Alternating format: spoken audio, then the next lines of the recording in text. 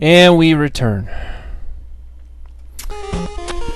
In the last clip, I was mentioning the Holy Grail because I was talking about rare NES games. And I was going to tell you about what kind of go off on a rant about that stuff.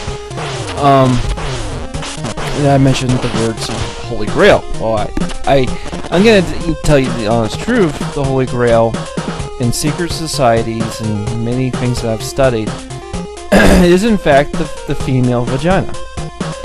That most people, you would say, well, why? Why is it considered the Holy Grail? Well, you think about it.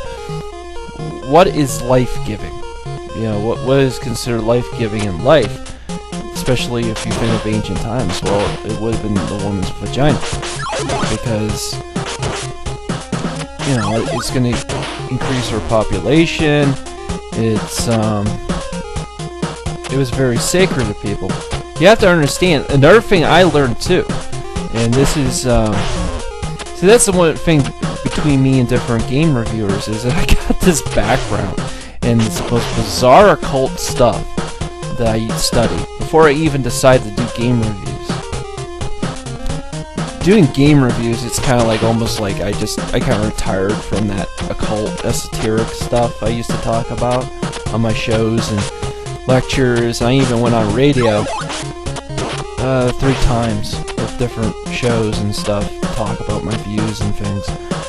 And see, you have to understand, like with religion, is that it is, at one point in time, everyone thought that basically God or spirits or angels controlled everything we see in the sky.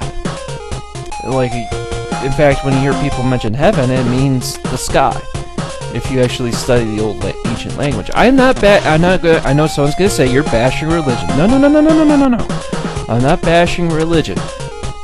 I'm talking about the more deeper inner sanctum of it. I'm not gonna bash Jesus. Not gonna do that stuff. What I'm talking about is they worship the stars. They thought that when they saw things happening in the sky, that was a big deal. When they saw, over the thousands of years, maybe they might have saw a supernova in the distance. They saw something that was different. They made mention of it. And sometimes, to them, that could have been gods battling in the sky, because you have no scientific reference. Although the Sumerians had the idea. They pretty much kind of figured it out that there's something, non-deity about all this. But as far as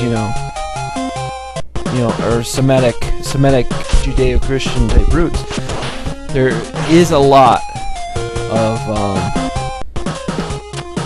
worship of the sky. Worship of the stars, the moon, and stuff. But you really gotta go deep to find this stuff. You're not gonna find it in church. You're not. It's just not gonna have that kind of knowledge, because there's a difference between something that's symbolic and the difference between something that's literal. You go to church, you get a literal view. If you study the words, that's when you start to find stuff that deals with astrology and stuff. And there's a lot of different Bible passages that deal with that. So when we're talking about the Holy Grail, when we're talking about the churches and things like that, we're talking about the celebration of the seasons. We didn't have the sun, we'd be dead. So there's nothing wrong with religions. When they start blowing each other up, there's something wrong with that. But with celebration of the seasons, it's we have a good harvest. That's good. Nothing to complain about. But with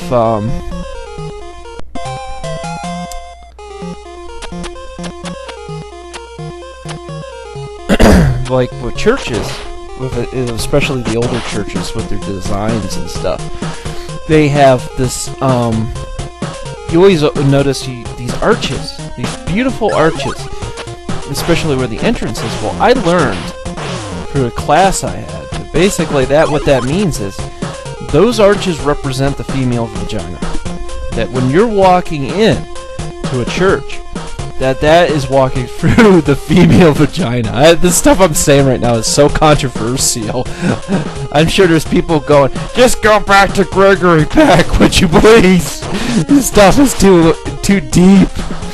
We're expecting Ninja Gaiden, not this. But, you know, I'm dealing with basically like a 4-hour series, so I gotta talk about something. I can't just go, oh, this guy was tough. Oh, this guy was tough. Oh, this guy was tough. But, you know, like I was saying, usually it's a celebration of the seasons. Hey, Muff, you never get past me. Then I must defeat you. Me crabhead. Me crabhead, me pinch your balls. You pinch dirty balls, pinch dirty balls. Huh? I'm crabhead. Me young Hayabusa. I pinch balls. This guy, you just, there's no strategy. You just run at him and you just stab him. You just start stabbing. That's it. Okay. Mouth. My name is Mouth. I'm gonna start watching the Goonies here. I saw Goonies in the theater when I was a little kid. That was like one of my first movies. I tell you, you people, you're missing something if you didn't grow up in the 80s. It's different. It was different, you know. Things were a little less complicated. But a lot of stuff was starting to begin, you know, you were starting to see cell phones, you know, happening. A lot of the stuff you see today really was starting to just being born in the 80s. I absolutely loved the 80s, really. I still do. I always wonder, you know, what I would do if I lived in the 80s. If I time traveled. I would like to make, someday as a project, if you people like this stuff, you know, understand, I do want to make an actual game company.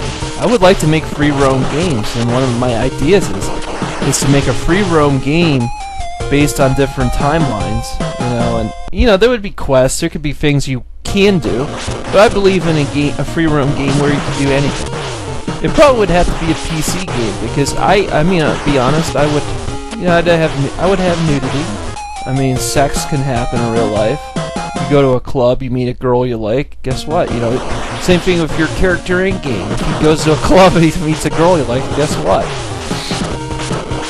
But, like, I want to close the other topic. You know, I just want to stop and say was that religion is, at its base level, is usually a celebration of the seasons, a celebration of the fact that we have a sun in the sky keeps us warm,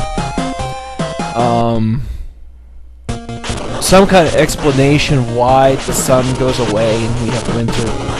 Why do those things happen? So usually what happens is the Messiah dies, but then he comes back and everything's good again.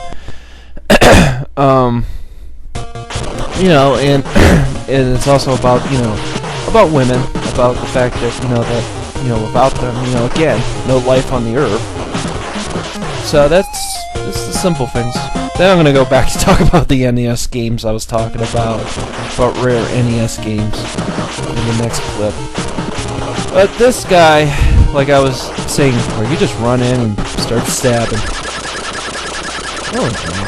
I think we might be able to do some voiceovers right now. You killed my father. Kid? It's true that we fought each other. Except I didn't have this big, huge, fat fucking head. I don't know what happened. Yeah, my doctor said, you know, I had this like a pimple, and I started to like itch it. What? And I started to itch it, and I could have it. And my head got big. Head get big and fat. Big and fat. Okay, next clip. More to come.